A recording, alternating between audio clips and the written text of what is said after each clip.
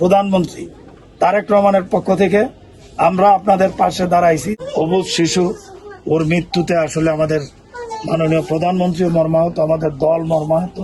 আমরা তো ওকে আইনা দিতে পারবো না, আমরা আল্লাহর কাছে দোয়া করি যাতে ওর বেহেশত নসিব করে। এটা ফেসিবাদী সরকার ছিল, তাদের অপরিকল্পিত নগরায়নের কারণেই আজকে একটু বৃষ্টি হলে পানি হয়ে যায়। আমরা বদরপুর বাড়া থাকি, এখানে বিয়ের অনুষ্ঠান ছিল, বিয়ের দাওয়াত খাইয়া এখান থেকে যাইতেছিল, যাওয়ার সময় এই ঘটনা। পরে আর আমরা ওইখানে আর যাইতেও পারিনি। যাক, আমরা আল্লাহ আল্লাহ করো যাতে আল্লাহ যাতে ওই যে ওর যাতে ব্যস্ত নসিব করে। এর বেশি তো আমাদের ওরে দ্বারা আইনা দেওয়া যাবে না। ঠিক আছে,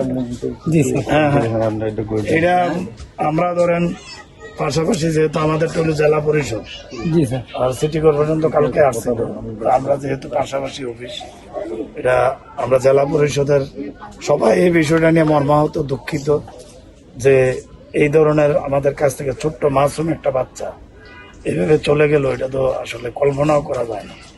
তো যাক, সবকিছু আল্লাহর হুকুম। এখন আপনারা জানেন যে দীর্ঘদিন এটা ফেসিবাদী সরকার ছিল, তাদের অপরিকল্পিত নগরায়নের কারণেই আজকে একটু বৃষ্টি হলে পানি হয়ে যায়।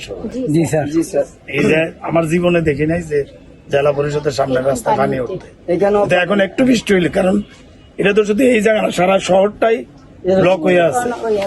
এখন এটা থেকে উদ্ধারের জন্য আমরা চেষ্টা করতেছি। আমাদের প্রিয় নেতা তারেক রহমান সাহেব, আপনারা জানান আমাদের প্রধানমন্ত্রী, উনিও নির্দেশ দিচ্ছেন। ওনার নির্দেশে আমরা গতকাল আসছে, আমিও আজকে আসলাম যে আপনাদের পাশে দাঁড়ানোর জন্য। আমরা তো কিছু ওরে দ্বারা আইনা দিতে পারবো না, বাট আমরা আমাদের দলের পক্ষ থেকে, আমাদের জেলা পরিষদের পক্ষ থেকে এবং আমাদের প্রিয় নেতা প্রধানমন্ত্রী তারেক রহমানের পক্ষ থেকে আমরা আপনাদের পাশে দাঁড়াইছি যে এটা সহানুভূতি জানানোর জন্য। আমরা তো ওকে আইনা দিতে পারবো না, আমরা আল্লাহর কাছে দোয়া করি যাতে ওর বেহেশত নসিব করে। আর আপনারাও যাতে আপনাদের ধৈর্য ধারণের ক্ষমতা যাতে আল্লাহ দেয়, এবং আমরা এই শহরকে আসলে এই অবস্থা থাকলে এই শহরে মানুষ বসবাস করতে পারবে না। আগামী 5 বছর এটা পরিত্যক্ত শহর হবে।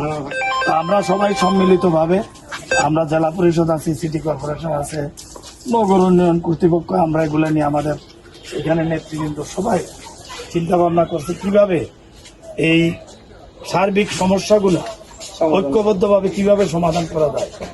যাই হোক, আল্লাহ যাতে ওরে বেহেশত নসিব করে আমরা দোয়া করি। একটা অবুঝ শিশু ওর মৃত্যুতে আসলে আমাদের মাননীয় প্রধানমন্ত্রী মর্মাহত, আমাদের দল মর্মাহত, আমরাও জেলা পরিষদ মর্মাহত, যে কারণে আমরা আপনাদের পাশে দাঁড়িয়ে আছি এবং আমাদের দোয়া করি যাতে আপনারা এই শোকটা কাটিয়ে উঠতে পারেন।